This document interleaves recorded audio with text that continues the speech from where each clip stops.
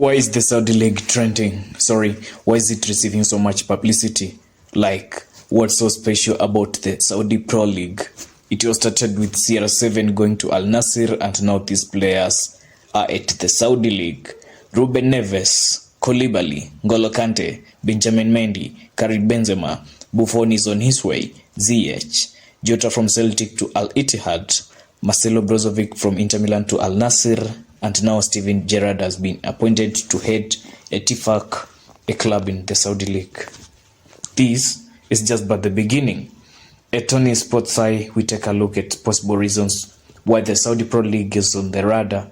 Number 1, boosting odds for hosting the 2030 World Cup. After the 2022 Qatar World Cup, Saudi Arabia feels that they should also go in history as another host of the prestigious tournament. They bid to host the 2030 World Cup. But then, there is a catch. The Western world views Saudi Arabia negatively.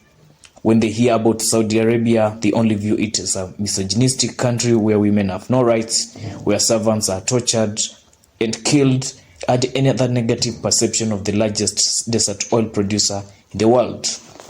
Saudi Arabia is doing everything to tame the negative perception and get the majority support for hosting the World Cup in 2030, including influential players.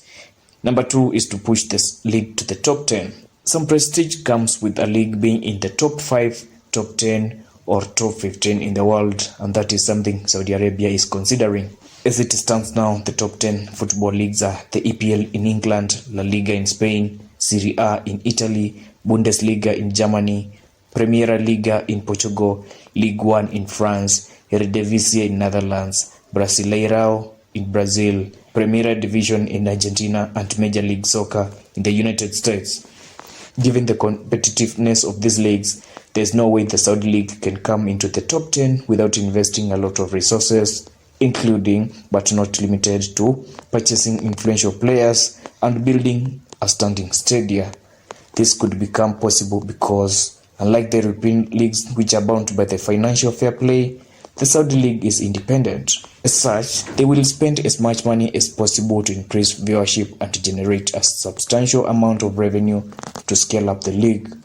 To achieve this, the Saudi Arabia Crown Prince Mohammed bin Salem embarked on a plan to have some clubs privatized to boost their revenue. The Public Investment Fund, PIF, the company that owns the Premier League's Newcastle, was given the go-ahead to take 75% control of Al Ittihad, Al Hilal, Al Ahly, and Al Nassr. So, expect more prominent players to go Saudi Arabia to those clubs. And it is not just PIF alone that will be given the mandate to supervise the dealings of those clubs.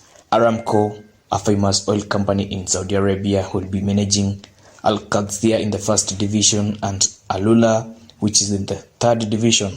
What is the long-term plan for that insane expenditure by the Saudi League? According to the Crown Prince, the league should be getting revenue of $480 million from the current $120 million by 2030. Additionally, they expect the Saudi market value in football to shoot $2.1 billion in the same period.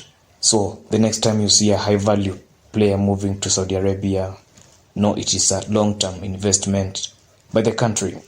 Subscribe and like this video.